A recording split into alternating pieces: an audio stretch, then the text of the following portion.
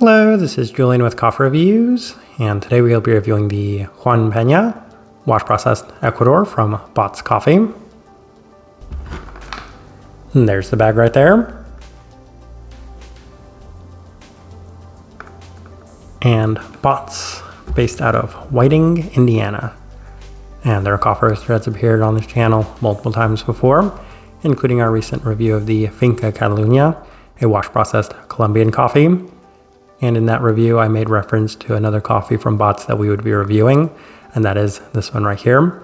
As I was very excited to see Botz release a Mejorado coffee that's very much in line with my own preferences. So we will see how this coffee turned out, as this right here is day 39.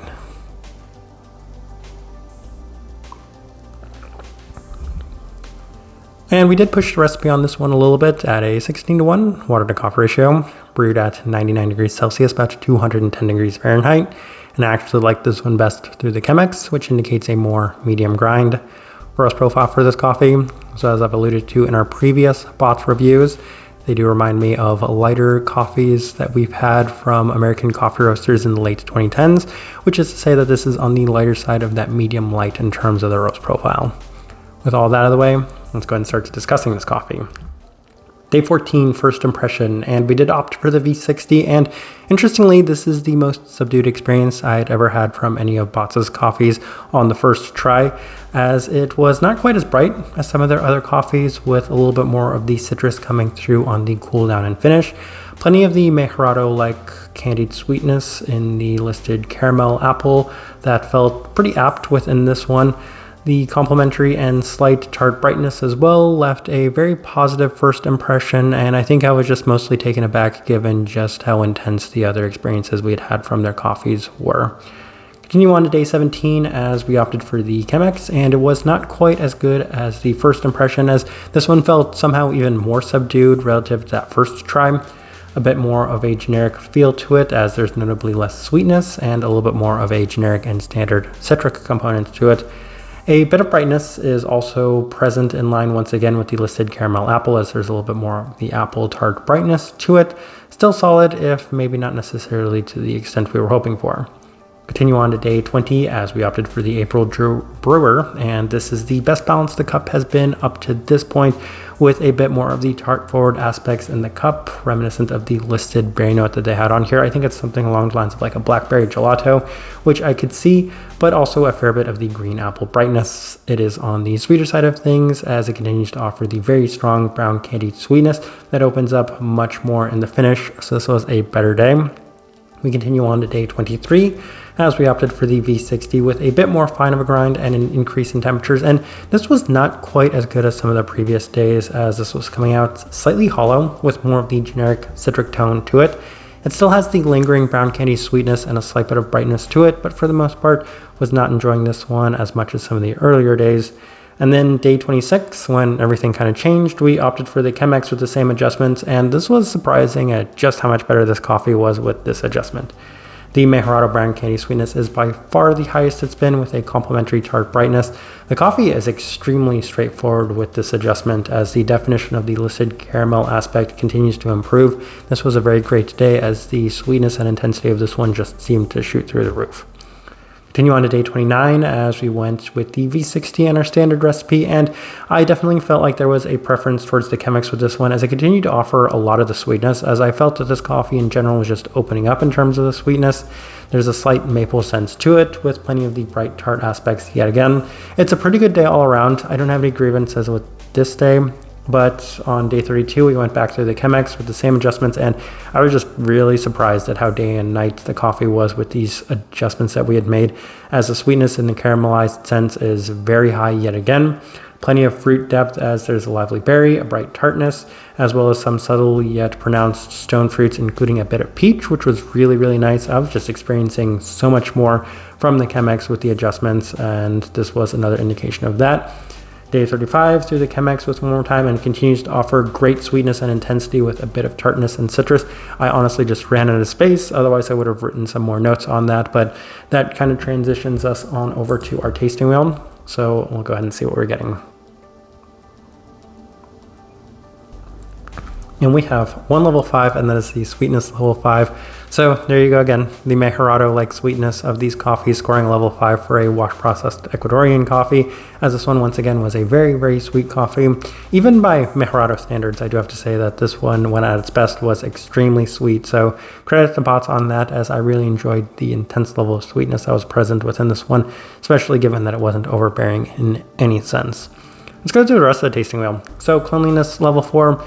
I've had definitely cleaner Mejorado coffees in the past. This one, it still is offering some really nice definition to a lot of the aspects of it. The brightness, I would say, maybe not necessarily the most specifically defined, but that caramelized aspect to it. So that listed caramel apple note that they have listed on here, spot on. You're definitely feeling that, especially the caramelized aspects of it. Finish. Level 4, it does have a pretty nice, clean, and even finish to it. So even though you are getting those slightly lasting aspects to them, they don't seem to offer the same sort of intensity as some of the other coffees we've had from them in the past. So a true level 4 in that regard.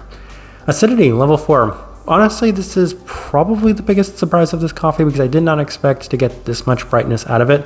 But throughout the entirety of the time drinking, I kept saying, man, I keep coming back to this brightness. And it makes a lot of sense that a lot of the notes that they have listed on here do skew in that much more bright sense.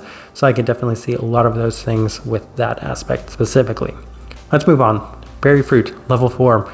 So once again, I believe they have some sort of tart berry, like a blackberry gelato specifically listed on here. And you can see that given that it does have the tartness of the berries, but it also has that very intense sweetness. And if anything, you can say it's a little bit more of the ripened blackberry sense to it, but maybe a little bit more of a ripened berry in general, as the sweetness of the fruits is also in very high abundance. So I can see the berry fruit being there at that level 4, especially given that there are both those things, the sweeter berries as well as the more tart berries. Citrus fruit, level 4, that's one of the other things. I think they have something like a pineapple cake listed on here. So I can also see the sweeter citric aspects of it, mostly because there are so many sweeter fruits in general that are present within this one. So those two things at the level 4, sure, I can see that. But the one that I seemed to enjoy the most was the stone fruit being there at that level 4, because I was not expecting any level of peachiness to it. But the peachiness, while maybe not to the same extent as the citrus and berry fruit, was notable and pronounced enough that I said, it's good enough on this day to score that level 4, so I'm going to put it up there at that level 4. Even if I was only able to get it with one specific brew method and a little bit of adjustments, it was still present and prominent enough to justify being there at that level 4 mark. Caramel, level 4. Yeah, that's the most articulated, well-defined, well-structured part of this coffee, as I could not help but shake that very strong Mejorado-like brown candy sweetness. And I do appreciate when they have something like a caramel apple list on here, because it's like, okay, I'm not making up this brown candy note in my head. A lot of other people are tasting it as well, because once you experience it and you find it in the coffee, you're like, wow, this is just so intense and so sweet and so enjoyable that it does justify scoring a very high mark on something like this.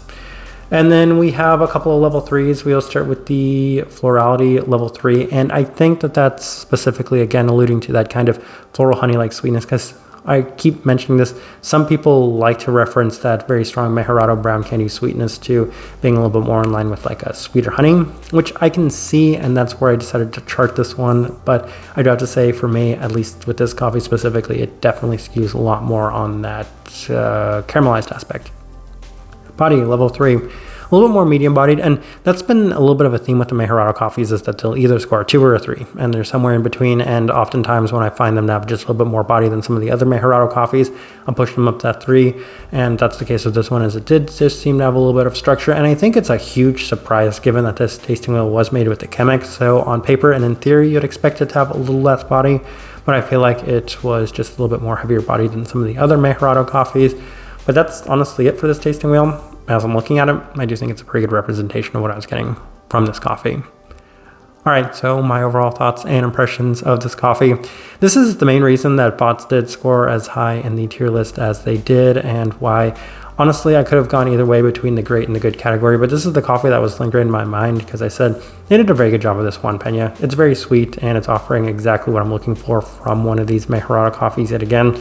And I keep saying that it might be a bad judge of a coffee roaster to judge them based off their Mejorado coffees, given that I enjoy them from pretty much everyone. Can't recall one that I haven't enjoyed in the past, and this is another example of that. But that's one of those things where you say, I think they did a little better job of this than some other coffee roasters, or I think that this Mejorado was a little bit more enjoyable than some other coffee roasters, and that can maybe tip the scales in their favor a little bit. And that's the case with this one, as I very much enjoyed this one. It's in the now most stacked category, so I'd be really surprised if it did finish in our top 10 coffees of the year list anywhere, mostly because we just have so many Ecuadorian coffees that we review these days. But even then, this one has a little place in my memory because I just really seemed to enjoy everything that I experienced from this one. It's the most consistent coffee I've had from Botz. It was the easiest coffee to get right, and it's the first time I felt like I had a very good representation of what they were going for with their coffees. The type of person I would suggest this coffee to, definitely if you enjoy your sweeter side of these Mejorado coffees, because this one right here offered that in huge abundance right from the start, while still offering great fruit depth, also in a sweeter sense. Really nice clarity, and I know I just keep alluding to and pointing towards a lot of the Mejorado-like characteristics, but it has all of those, and it has some added attributes of also some additional brightness and a little bit more texture and body to it, which I feel like all of those combined factors will appeal to a lot more people than maybe some of the more generic one-note, straightforward Mejorado coffees, which this one seems to just offer a little bit more to it than those. I think for the most part, that's the best way I can leave this review. If you by chance had an opportunity to try this coffee, I'd love to know your thoughts and impressions of it as well. If you enjoyed the content, give this video a like, subscribe if you're not already subscribed. This right here has been a review of the Juan Pena wash processed Ecuador from Botz Coffee. Thank you for watching.